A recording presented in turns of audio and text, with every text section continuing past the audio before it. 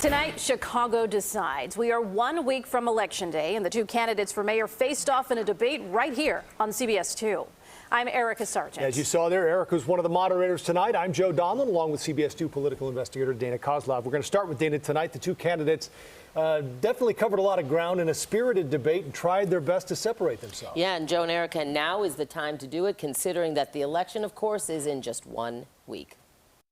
He'll actually retire with a teacher pension, despite the fact that he's only been a teacher for 4 years. And we're going to retire you in 3 days. A rare but clearly terse moment between mayoral candidates Paul Vallas and Brandon Johnson during their final broadcasted debate on CBS 2. WVON's Rufus Williams first focused on new comments by Fraternal Order of Police President John Cannizzara that if Johnson is elected, there will be, quote, blood in the streets. Johnson dismissed that comment as ridiculous, then segued into the FOP support of Vallas. It actually speaks to the type of candidacy that my opponent is running. Someone who is supported by the extreme right wing and has caused tremendous turmoil and divisiveness. Describe the influence we should expect that they will have on your policies and appointments in managing our city.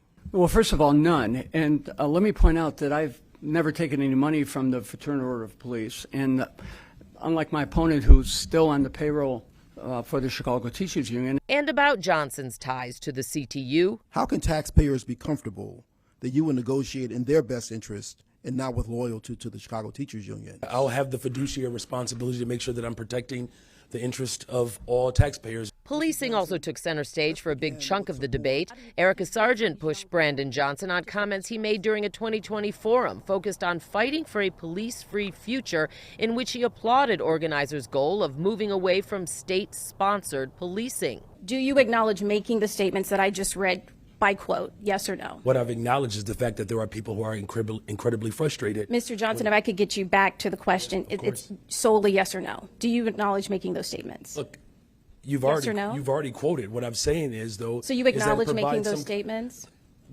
Of course, I'm acknowledging it, but I want to make sure that we have context. I want to give you the opportunity to answer the question, but I just want to move on to the next part of it. Johnson went on to say he doesn't want to defund the police, but divert that money to other policing-related programs.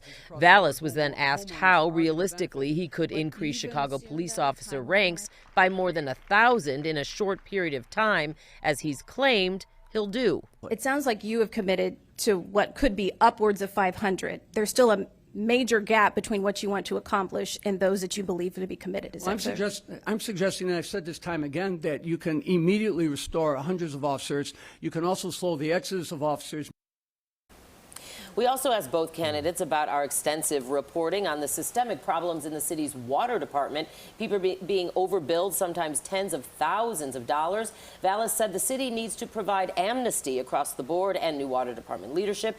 Johnson didn't really answer the question except to say he'd hire more people to make sure government works. Joe and Erica? There were some interesting personal moments, too, before the debate started and before the cameras were rolling, where Paul Vallas wished Brandon Johnson a happy birthday. And then at the end, Vallas said, we're really friends, believe it or not. You got the impression that even though these guys have spent a lot of time together and they are trading a lot of barbs, there is like a mutual respect between them. Yeah, I really think that there is. I think any of those tense debate moments just highlight the intensity of this particular mayor's race, although Johnson did get upset with what he perceived as Vallas insulting his teaching experience. Right. Vallas saying, though, no, he is actually just highlighting how he thinks his management experience is not up to snuff. Yeah, hopefully voters got some of the answers that they had been hoping for that they couldn't quite get earlier in this campaign That was process. the goal, right? Yeah. Specific answers. Thank you, Dana. Well, you can see the entire debate on our website. It's up right now, cbschicago.com.